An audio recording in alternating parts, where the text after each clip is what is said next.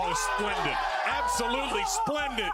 NBA players are known for having unique games and skill sets on the court, but they can also be equally unique and interesting off the court, from musical talents to dressing up as a wizard to owning property in Disney World.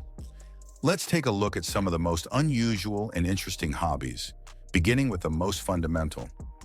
Steve Kerr, take Dungeons and Dragons. It seems like every player these days has a Twitch account where you can watch stars like Devin Booker play. Smith, Ben the OG gaming nerd, is none other than the best power forward of all time. Karl Anthony Towns and Paul George play Call of Duty, PUBG, and other games when they're not balling on the court. In typical Duncan fashion, he sticks to the basics. He doesn't care about fancy setups and new tech. Just like he was happy making bank shots his whole career, he is also happy playing old-fashioned quests and stories in Dungeons and Dragons. Duncan is so into fantasy role-playing that he has a tattoo of Merlin from Arthurian legend. His other tattoo is of a skeleton jester. Maybe it's time to change his nickname from the Big Fundamental to Merlin. Duncan likes a lot of different and interesting things besides Dungeons and Dragons. He also likes collecting swords and knives. He has a few valuable old knives and an authentic Japanese samurai sword, which must come in handy when he goes to Renaissance fairs. Would you guys subscribe if Duncan streamed his love of gaming? Also, tell us which NBA player you'd most like to see on Twitch. If you thought Duncan took his hobby seriously, wait until you see what CP3 does. Chris Paul Bowler. Every player has a hobby that helps them relax. In Chris Paul's case, he just switched from being competitive in one sport to being competitive in another. When he's not being a threat on the court, his favorite thing to do is grab his custom bowling ball and hit the nearest bowling lane. CP3 is really into bowling, and he's used it as a way to spend time with his family. He got interested in bowling by watching his father play when he was younger, and his parents even gave him a red, white, and blue bowling ball for Christmas. So when he goes bowling, his kids usually go with him. Bowling does help him relax and take his mind off of basketball, which is good because he's so focused on every aspect of basketball. But in typical CP3, he has turned his hobby into a competition. In 2012, he bought the famous Los Angeles bowling team, LAX, which has 5 players and has won 17 titles. CP3 also has a charity bowling event that has been going on for a long time. Over the years, players like LeBron James have taken part. The Kevin Durant, Blake Griffin, and even famous people like Lil Wayne and Kevin Hart have taken part in the charity event. Many people think that bowling is a pretty cool sport, but Pau Gasol symphonies are even cooler. It's normal for NBA players to like music. In fact, many players like Kobe, Shaq, and Dame have even put out their own mixtapes and albums. But rap music is the most popular type of music in the NBA. However, Pau Gasol likes classical music to balance out how competitive he is. Pau Gasol enjoys how relaxing symphonies and bands are. In fact, he went to a lot of San Antonio Symphony shows while he was with the Spurs. The Symphony even asked Gasol to join its new advisory board in an effort to get more people to listen. Gasol's love of opera and symphonies began the first time he heard Giacomo Puccini's Tosa. That experience changed his life, and he has since watched it 3 or 4 more times. Gasol doesn't just like music, he plays it too. He played bass violin with the LA Opera and is currently learning how to play the cello. Pal says that his music helps him stay focused when he's stressed, which he was during many championship games as a basketball player. In fact, Gasol loves his violin so much that he spends more time practicing it than shooting hoops.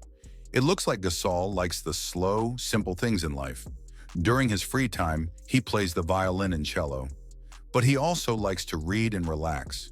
We can only imagine how hard it must have been to play for so many years, especially with someone like Kobe Bryant. So it's clear that Gastropod deserves some time off. Let us know what your favorite way is to unwind and relax. Is it something as fancy as castles or something simpler? Getting down to simple. Now let's talk about the 2 biggest nerds in the world. Robin Lopez and Brooke are hooked on comic books. Brooke Anderson and Robin Lopez are 2 of the strangest and most interesting NBA players. Robin has a long-running grudge against every mascot, while Brooke has been very open about his love of Disney World. It's only fitting that these 2 make the list, since their hobbies include everything from collecting comic books and Disney memorabilia to making art, starting with comics. They've been collecting comic books for decades, and Brooks says that he buys whatever he wants at a comic book store every week. It must be nice to have a seemingly endless bank account. The brothers grew up loving DC and Marvel, so they don't discriminate. When they were younger, they would watch Batman, X-Men, and other superhero cartoons in the morning. They can even be seen at DC and Marvel-related festivals and events. Robin has cards with cartoon figures and other character-themed items, like an Aladdin's carpet that makes us wonder where it is in his house. Speaking of homes, Brooke bought a house in Walt Disney World. They bought property on the Disney Golden Oak community site right away. Now the brothers can go to their favorite Disney World attractions whenever they want. But their love for comics goes beyond just reading. They have written their own comic book series called Transition Game, which is about a 15-year-old basketball prodigy who lives in Japan. It's a personal story for Brooke and Robin. Tell us below what you would collect if you were an NBA player. Last but not least, one of the weirdest and most unusual hobbies. People often code photobombing these days, but Chris Bosh took it to a whole new level when he played for the Miami Heat. He did it so much that it became a hobby for him. Whenever LeBron James or Dwayne Wade did a post-game interview on the court, you could see Bosh lurking in the background, making funny faces or casually walking right in front of the camera. It was like his big moment of the game. It became so popular that teammates now interrupt post-game interviews and try to do something funny. But Bosh's impact goes beyond just photobombing. He's one of the few guys who made a career out of it. In recent years, Bosh has ridden the wave of technology and learned how to code. In high school, he was in a club called Whiz Kids, which was a computer graphics club. He started writing code in college at Georgia Tech before committing fully to basketball. Programming is still important to Bosh, and he supports the nonprofit code.org, which works to teach kids how to use computers. As promised, if you like this video, please click the like button and don't forget to subscribe to the channel by clicking the bell icon next to it. That way you'll know when we post another video. You were hoping for? Yeah, no, absolutely. I think, it's a matter of us just gelling now and just putting it together. I mean, we got a great. Mike, thank you very much. A 10-0 run for the San Antonio Spurs.